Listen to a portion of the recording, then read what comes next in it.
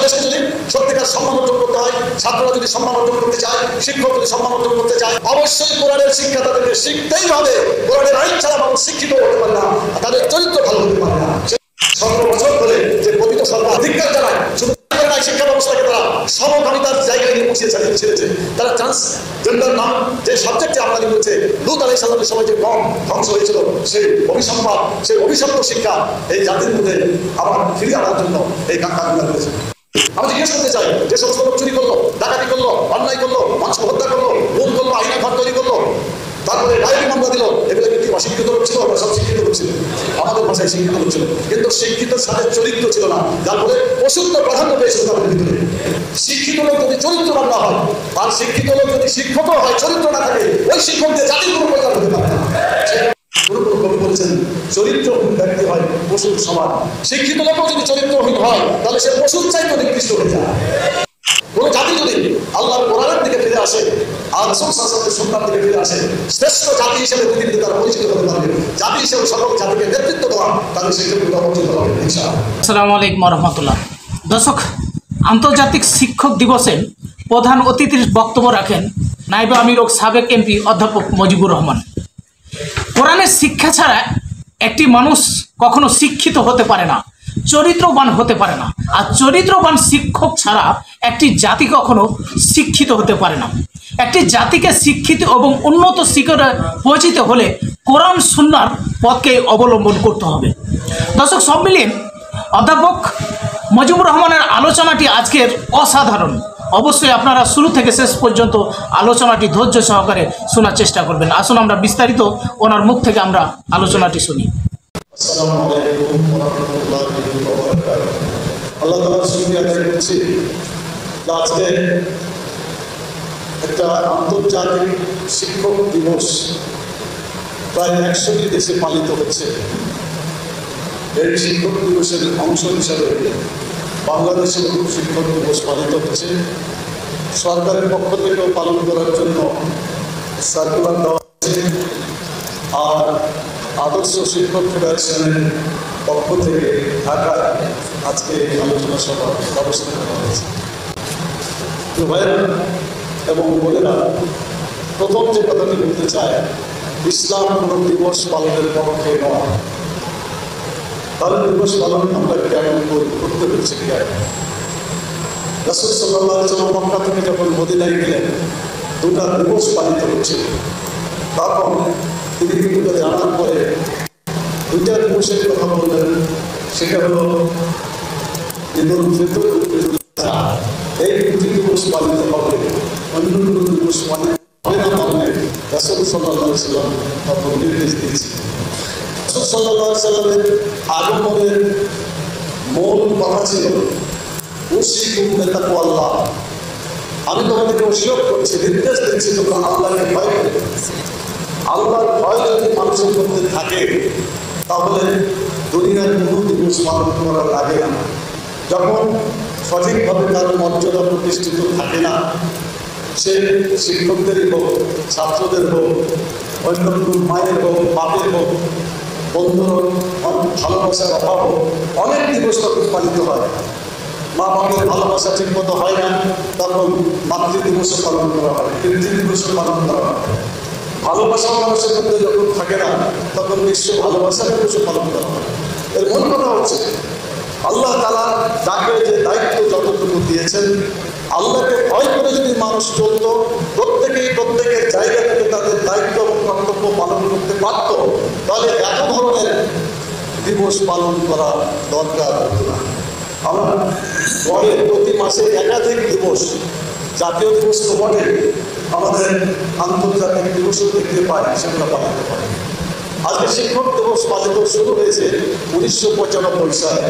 UNESCO, united nations education, science and cultural organization, তার পক্ষ থেকে এই বিশ্ব শিক্ষক দিবস পালন করার উদ্যোগ নেওয়া হয়েছে এবং সে পর্যন্ত এখন পর্যন্ত বর্তমানে 100টি দেশ এগুলো পালন করছে।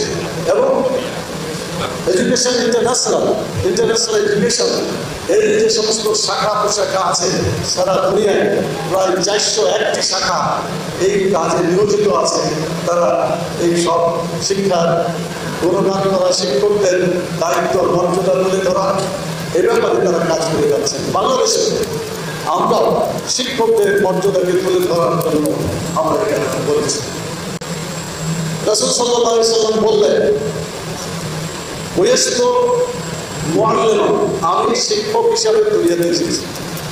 তিনি আরো বলেন, ওয়াইস্তু মুতাম্মিমান মাকারিমাল আখলাক, আমি মানুষের চরিত্রতার উন্নততার জন্য নাজিল করেছি, অবতীর্ণ করেছি। যদি শিক্ষা এবং চরিত্র দুটো পাশাপাশি থাকে তাহলে দুনিয়াতে সকল কাজ ভালো হয়। ছাত্র ভালো হবে, শিক্ষক ভালো হবে, শিক্ষকদের দ্বারা যে কোনো কাজ করা হবে সেটা ভালো হবে। কিন্তু যদি চরিত্র না থাকে, শুধু শিক্ষা থাকে, তাহলে কি হয়? একটু আগে ডক্টর শফিকুল ইসলাম মাসুদ অত্যন্ত মজবুত এবং বলিষ্ঠ কণ্ঠে বলেছেন আমাদের দেশের কি অবস্থা হচ্ছে।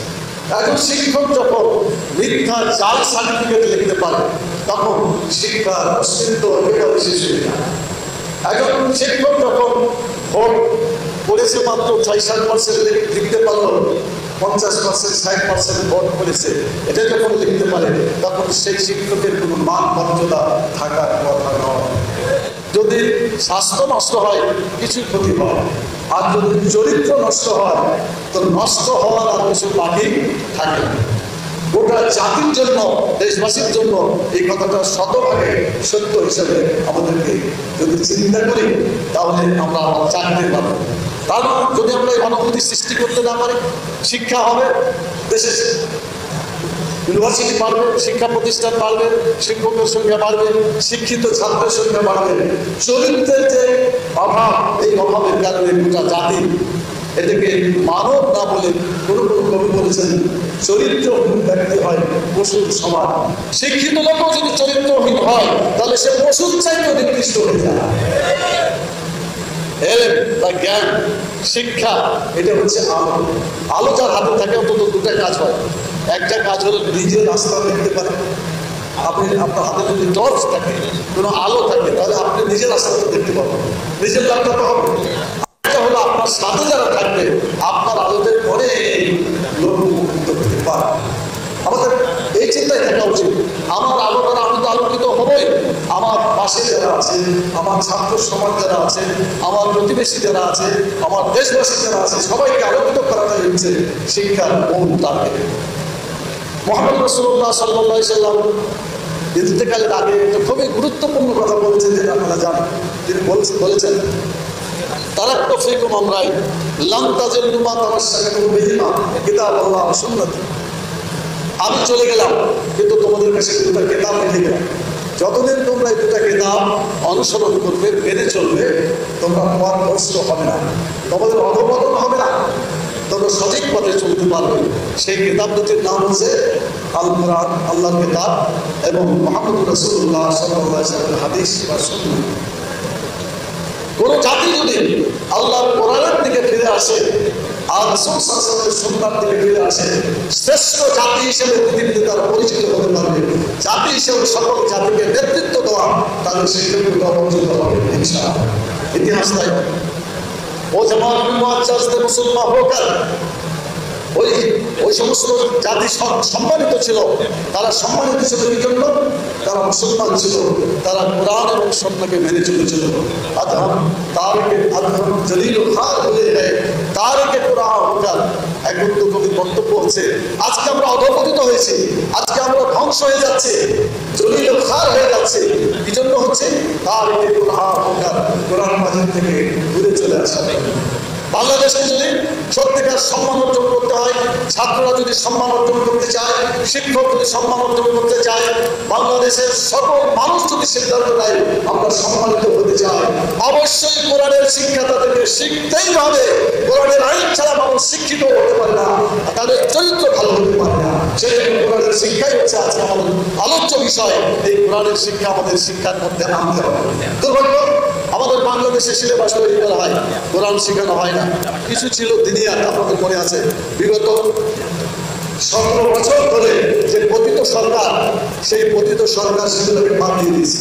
আমরা ধিক্কার জানাই, শুধু এই শিক্ষা ব্যবস্থাকে তারা সমকামিতার জায়গায় নিয়ে বসিয়ে ছেড়েছে। তারা ট্রান্সজেন্ডার নাম যে সাবজেক্টে আমদানি করেছে, লূত আলাইহিস সালামের সময় যে কম ধ্বংস হয়েছিল, সেই অভিসম্পাদ, সেই অভিশপ্ত শিক্ষা এই জাতির মধ্যে আবার ফিরিয়ে আনার জন্য এই কাজগুলো করেছে। দুঃখের সাথে বলতে হয়, 5ই আগস্ট যে বিপ্লব হলো, দ্বিতীয় স্বাধীনতা, অনেকে বলছেন যদি দ্বিতীয় স্বাধীনতা হয়, এটাই যদি স্বাধীনতা হয় তাহলে আগেরটা কি ছিল? কেউ বলছে যে পরাধীনতা ছিল, কেউ বলছে পরাধীনতা নাই, স্বাধীন হয়েছে, কিন্তু স্বাধীন হওয়ার পরেও স্বাধীনতার সুফল আমরা ভোগ করতে পারি না। যার ফলে মানুষ ক্ষতিগ্রস্ত হয়েছে এবং ক্ষুব্ধ হয়েছে। দীর্ঘ ক্ষুব্ধ হওয়ার পরে তারা আন্দোলনে নেমেছে। আপনারা জানেন, যখন বৈষম্যহীন আন্দোলন শুরু হলো, এই বৈষম্যহীন তো শুধু এবার না, পূর্ব পাকিস্তান পশ্চিম পাকিস্তানে যে আন্দোলন হলো, সেই আন্দোলন কি বৈষম্যের বিরুদ্ধে ছিল না? সেটাও তো বৈষম্যের বিরুদ্ধেই ছিল, কিন্তু বৈষম্য দূর হয় নাই। গণতন্ত্রের জন্য হয়েছিল, কিন্তু গণতন্ত্র প্রতিষ্ঠা হয় নাই। যারা গণতন্ত্র চালু করতে চেয়েছিল, ওয়াদা করেছিল, তারা এই বাকশাল কায়েম করে গণতন্ত্রকে হত্যা করেছিল। এই ইতিহাস আমাদের জানা আছে। আমি জিজ্ঞেস করতে চাই, যে সমস্ত লোক চুরি করলো, ডাকাতি করলো, অন্যায় করলো, মানুষকে হত্যা করলো, খুন করলো, আইনা ঘর তৈরি করলো, তারপরে গায়েবী মামলা দিল, এগুলো কি অশিক্ষিত লোক ছিল? সব শিক্ষিত লোক ছিল, আমাদের ভাষায় শিক্ষিত লোক ছিল, কিন্তু শিক্ষিতের সাথে চরিত্র ছিল না, যার ফলে অশুদ্ধ প্রাধান্য পেয়েছিল তাদের ভিতরে। একটা কথা আছে, মানুষ দুটা গুণে সম্পন্ন, একটা হলো অ্যানিম্যালিটি, একটা হলো ন্যাশনালিটি। মানুষের ন্যাশনালিটি যখন শেষ হয়ে যায়, তখন বাকি থাকে কি? অ্যানিম্যালিটি থাকে। এই অশুদ্ধ যাদের মধ্যে প্রাধান্য পেয়েছিল, তারাই বিগত শাসন করে মানুষের উপর জুলুম, অত্যাচার, নির্যাতন চালিয়েছে, মানুষকে হত্যা করেছে, বিভিন্নভাবে তার মানুষকে কষ্ট দিয়েছে, চুরি করেছে, ডাকাতি করেছে। তাদের নেতা বলেছিল সকল লোক পাইল সোনার খনি, আরো অনেক খনি পাইল, আর আমি পাইলাম কিসের খনি? চোরের খনি। আমার তো মনে হচ্ছে বেঁচে থাকলে বলতো যে খালি চোরের খনি না, ডাকাতের খনিও পাইছে, ব্যাংক ডাকাতি করছে না, তারপরে বিশ্ববিদ্যালয় ডাকাতি করছে। আপনারা জানেন, এখানে আমাদের ভাইস চ্যান্সেলর ডক্টর আছেন, ওই ভাইস চ্যান্সেলর সেখান থেকে তারা এটাকে হাইজ্যাক করে দিয়েছিল। আমাদের জানা আছে না? এবং ব্যাংকের মধ্যে সেরা ব্যাংক ছিল, অর্থনৈতিক জগতে অত্যন্ত বিপ্লব সৃষ্টিকারী ব্যাংক ইসলামী ব্যাংক ছিল। সেই ব্যাংকটাও সরকারের ষড়যন্ত্রের কারণে সেখান থেকে টাকা লুটপাট হয়ে আজকে সেসব ব্যাংকগুলো দৈর্ঘ্য চলেছে। আমি বলতে চাই, কথা বর্ণনা করে, শিক্ষিত লোক যদি চরিত্রবান না হয়, আর শিক্ষিত লোক যদি শিক্ষকও হয়, চরিত্র না থাকে, ওই শিক্ষকদের জাতির কোনো কল্যাণ হতে পারে না। সেই জন্য আল্লাহর ভয় সৃষ্টি করতে হবে, শিক্ষার পাশাপাশি চরিত্র গঠন করতে হবে। চরিত্র এবং শিক্ষা এক জায়গায় যদি না হয়, তাহলে সেই জাতির মাথা করে দাঁড়াতে পারবে।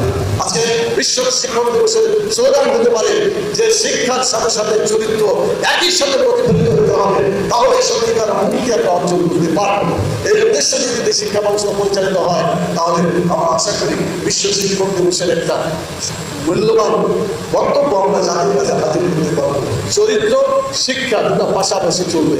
আল্লাহর ভয় ছাড়া মানব হাতে পারে না, সেজন্য আল্লাহর ভয়, তাকওয়া, আল্লাহর তাকওয়া সৃষ্টি করতে হবে। সেজন্য মূল কথাই হচ্ছে, আল্লাহ তাআলা বললেন, ইন্নী জাইলুন ফিল আরদি খলিফা।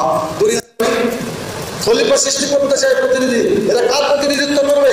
আল্লাহর প্রতিনিধিত্ব করবে, আল্লাহর আইনকে চালু করবে। আইন যদি চালু হয়, তাহলে প্রতি বিশ্বাস করে মানুষের মধ্যে ভয় সৃষ্টি হবে। আখেরাতে নিজেদের জীবনকে যেমন আমরা গড়ে তোলার সুযোগ পাবো, দুনিয়াতে মানুষকে ভালো করে আমাদের সামনে জায়গায় করার সুযোগ থাকবে। সবশেষে আমি বলতে চাই, আদর্শ শিক্ষক ফেডারেশন এখানে বেশ কয়েকটা দাবি পেশ করেছেন, আপনারা পরে দেখতে পাবেন, পত্রিকার মাধ্যমে পাবেন। এগুলো সকলের কমন দাবি। একটা মানুষ শিক্ষা ব্যবস্থায় যদি চাকরি করে, তাহলে তার চাকরির ক্ষেত্রে অন্তত খাওয়া পড়ার নিশ্চয়তা থাকতে হবে। খাদ্য, বস্ত্র, শিক্ষা, চিকিৎসা, বাসস্থান, এটা যদি মানুষের না থাকে, তাহলে সে শিক্ষকতা করে তার জীবনকে সে বন্ধ করতে পারবে না। সে যদি নিজের রিজিক নিয়ে ব্যস্ত থাকে, তার লেখাপড়া করবে কি করে? বাংলাদেশের শিক্ষকদের যে বেতন আর উন্নত বিশ্বের শিক্ষকদের বেতন আপনি দেখবেন কয়েক গুণ বেশি সেখানে। ওখানে শিক্ষকদের টিউশন করা লাগে, অন্য কোনো দ্বিতীয় কাজ করা লাগে না। কিন্তু আমাদের দেশের শিক্ষক শিক্ষা মানে ক্লাসে শিক্ষাটা শেষ করে এসে বিকেলে টিউশনি করে, অথবা কেউ অন্য কোনো পেশায় জীবন জীবিত করতে বাধ্য হয়। এই জন্য বর্তমান বর্তমান সরকারের উচিত হবে শিক্ষকদের এমন একটা শিক্ষা কাঠামোর মধ্যে নিয়ে আসা, শিক্ষার ভিতরে একটা কাঠামো হওয়া, যাতে কোনো শিক্ষককে শিক্ষা করা ছাড়া দ্বিতীয় আর কোনো পেশায় নিয়োজিত হতে না হয়।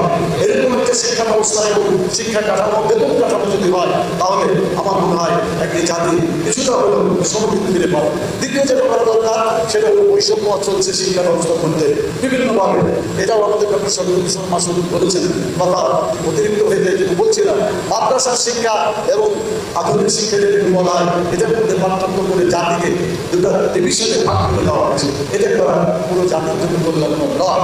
সেজন্য শিক্ষা যেটাই হোক না কেন সেটার মান সমান হতে হবে, সব জায়গায় থাকতে হবে। অনেকে হাফেজ হয়ে মাদ্রাসায় কামেল ফার্স্ট ক্লাস পাওয়ার পরে আধুনিক শিক্ষাতে ডাক্তার ইঞ্জিনিয়ার এসে শ্রেষ্ঠত্ব অর্জন করেছে, তার প্রমাণ মাদ্রাসাতে ছাত্র দিয়েছে। এটা আপনারা দেখেছেন। ইসলামী শিক্ষা ও মাদ্রাসা শিক্ষাকে অবহেলা করার কোনো সুযোগ নাই। সব শিক্ষাকে একইভাবে দেখে আর মূল্যায়ন করে দেশ এবং জাতিকে পরিচালনা করতে হবে। শিক্ষা হচ্ছে জাতির মেরুদণ্ড, আর শিক্ষার মেরুদণ্ড হচ্ছে শিক্ষক। এই শিক্ষকদের সম্মান দিতে হবে, মর্যাদা দিতে হবে, সুযোগ সুবিধা দিতে হবে এবং শ্রেষ্ঠ সম্মানে ভূষিত করতে হবে। এই শিক্ষক দিবসে বিভিন্ন দেশে শিক্ষকদেরকে সম্মাননা দেয়, তাদেরকে শ্রদ্ধা জানায় বিভিন্নভাবে। আমরা অন্যভাবে না জানাবো, অন্তর থেকে আপনাদের জন্য দোয়া করি। আল্লাহ তাআলা আগামী দিনে আপনাদেরকে জাতির শ্রেষ্ঠ সন্তান হিসাবে আল্লাহ তাআলা আপনাদের দায়িত্ব পালন করার তৌফিক দান করুন। চরিত্র এবং শিক্ষা একই সাথে যাতে আমরা পালন করতে পারি, আল্লাহর ভয় যাতে সৃষ্টি হয়, শুধু দুনিয়ার ক্ষণস্থায়ী জীবনের কল্যাণ নয়, এই জীবনের পরে কোটি কোটি বছরের জীবন অন্তর জীবন আখিরাতে সেখানে যাতে আমরা সুখ সমৃদ্ধি অর্জন করতে পারি, আল্লাহর সেই জান্নাতুল ফেরদাউসে বসতে পারি, জাহান্নামের আগুন থেকে যাতে বাঁচতে পারি, জান্নাতে যেতে পারি, তাহলে জীবনের সফলতা হবে। আসুন দুনিয়ার সফলতার পাশাপাশি আখিরাতের সফলতা, জাহান্নাম থেকে মুক্তি এবং জান্নাতে যাওয়ার যে সিদ্ধান্ত, এই সিদ্ধান্ত নিয়ে আমরা যদি এখান থেকে করতে পারি, ইনশাআল্লাহ সেদিন বেশি দূরে নয়, বাংলাদেশে ইসলামী রাষ্ট্রে পরিণত হবে ইনশাআল্লাহ, আর মানুষের কল্যাণ সাধিত হবে। সেই আশাবাদ ব্যক্ত করে আদর্শ শিক্ষক ফেডারেশন আজকের এই আলোচনা সভা করার জন্য তাদেরকে ধন্যবাদ জানিয়ে আপনারা এখানে উপস্থিত হয়েছেন, কষ্ট করে আমাদেরকে সময় দিয়েছেন, আন্তরিক অভিনন্দন জানাই, আপনাদের পরিবারের প্রতি সালাম জানিয়ে এবং বর্তমান উপদেষ্টা সরকারকে বলতে চাই, দু একটা উপদেষ্টা হঠাৎ করে দেখা যায় তাদের মধ্য থেকেই গোলমাল। অনেকে বলছে সংস্কার করতে হবে, সংস্কার তো করতেই হবে, কিন্তু যদি উপদেষ্টার মধ্যে সংস্কার করা লাগে তাহলে তো আর বেশি কাজ করা যাবে না। বলেন তো, বেড়ায় যদি ক্ষেত খায় ওই বেড়া দিয়ে কোনো কাজ হবে? এই জন্য উপদেষ্টার মধ্যে যাতে এমন কিছু না হয় যারা এই কথা বলে যে বোরকার দরকার নাই, যাতে এই কথা না বলে যে এখন তারা ট্রান্সজেন্ডারের দিকে, এটাও তারা সেই মতে বিশ্বাস করে, এরকম হলে আসলে উপদেষ্টা সরকারের মর্যাদা, দেশের মেজরিটি মানুষের যে আদর্শ, ইসলামী আদর্শ, এই আদর্শের চিন্তা চেতনা অনুযায়ী তারা দেশকে পরিচালনা করবে, সেভাবে চিন্তা করবে, জনগণের চেতনার বাইরে যাতে কোনো চিন্তা তারা না করেন। সেজন্য প্রয়োজন হলে উপদেষ্টাদেরকেও পরিবর্তন করতে হবে, উপদেষ্টার মধ্যেও সংস্কার আনতে হবে, তাহলে এই জাতি সঠিকভাবে চলতে পারবে ইনশাআল্লাহ। এবং তারা তাদের নির্ধারিত দায়িত্ব পালন করে একটা নির্বাচনের ব্যবস্থা করবে। কেয়ারটেকার সরকারের আদলে নির্বাচনটা পরিচালনা করলে, জনগণের সরকার প্রতিষ্ঠিত হলে আমরা বিশ্বাস করি সকল স্তরের মানুষের মর্যাদা প্রতিষ্ঠিত হবে, ছাত্রদের হবে, শিক্ষকদের হবে, কৃষকের হবে, শ্রমিকের হবে, বাংলাদেশের আপামর জনসাধারণের মর্যাদা প্রতিষ্ঠা হবে। সবচেয়ে বড় কথা, দুনিয়াতেও মর্যাদা হবে, আখিরাতেও মর্যাদা প্রতিষ্ঠা হবে ইনশাআল্লাহ। সেই আশাবাদ অসংখ্য ধন্যবাদ জানিয়ে আমি আমার সংক্ষিপ্ত কথাকে শেষ করছি। আমার তৌফিক ইল্লা বিল্লাহ, সুবহানাকাল্লাহুম্মা ওয়া বিহামদিকা, আশহাদু আল্লা ইলাহা ইল্লা আনতা, আস্তাগফিরুকা ওয়া আতুবু ইলাইকা। আসসালামু আলাইকুম ওয়া রাহমাতুল্লাহি ওয়া বারাকাতুহু।